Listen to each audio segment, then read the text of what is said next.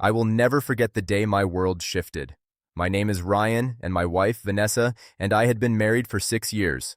From the outside, our life seemed perfect. 2 kids, a house, family vacations, and friends who thought we had it all figured out.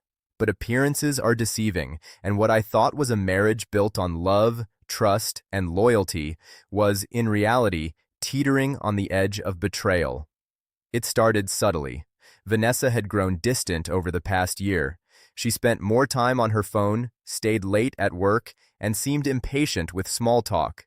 I tried to brush it off, thinking it was stress or fatigue. But deep down, I felt the tension, the secrecy, the growing coldness. My instincts were screaming at me, but I chose to trust, hoping it was nothing. Then came the night that changed everything. We had an argument over something trivial, a missed dinner, a forgotten chore, but the tension escalated. Instead of apologizing or trying to make amends, Vanessa sat down across from me and said something I will never forget. "Ryan, I can't do this anymore. I've met someone else. I think we should separate." For a moment, the room seemed to spin. My heart pounded in my chest, and I struggled to find words.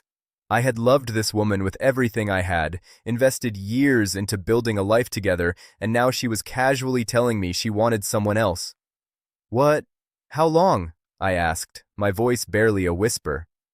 "A few months," she admitted, looking away. "I didn't mean to hurt you. I couldn't fight it." I felt a wave of betrayal so intense it made my stomach turn. My first instinct was to yell, to beg her to stay, to plead for our life together, but something inside me stopped. I realized that begging would only make me smaller, weaker, and complicit in a marriage where loyalty no longer existed. She expected me to beg. She expected tears, arguments, desperation. But I refused to give her the satisfaction.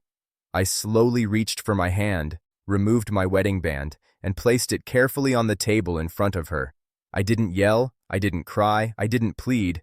I simply looked at her, calm but resolute. "This is yours now," I said softly. "I won't beg for what you've already given away. I will not compromise my dignity or my heart." Vanessa's eyes widened. She opened her mouth to speak, to justify, to perhaps manipulate me into reacting, but I didn't flinch. I had made my choice. I wasn't staying in a marriage that had been poisoned by betrayal. I wasn't begging for love that no longer existed. The weeks that followed were surreal. I moved into a small apartment nearby with our kids, ensuring they remained stable and protected from the emotional fallout. I focused on myself, on healing, and on rebuilding a life that wasn't dependent on her choices. Vanessa tried to reach out multiple times, texting apologies, sending flowers, even showing up unannounced. I responded with calm, not anger. I didn't need revenge.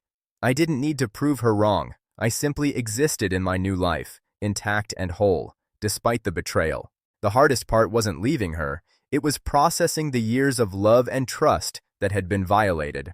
I questioned everything, wondered if I had missed signs, and replayed moments in my head, searching for clues. But I realized that betrayal isn't always visible. Sometimes it's quiet, subtle, and only revealed when the person making the choices decides to expose it. Over time, I found peace. I focused on the kids, my career, and my personal growth. I realized that placing my wedding band down that night wasn't just about ending a marriage. It was about reclaiming my power, my dignity, and my sense of self. Years later, I have rebuilt my life. I've learned that betrayal, while devastating, can also be a catalyst for transformation.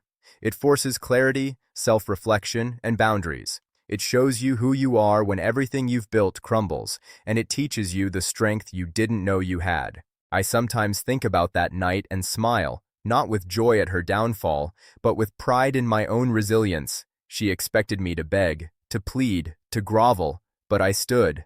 I placed my wedding band down, and I walked away with my head held high. Betrayal has a way of redefining love, loyalty, and trust. It's painful, humbling, and devastating, but it also gives you the opportunity to rise above, to reclaim yourself, and to create a life free from deceit. And that's exactly what I did.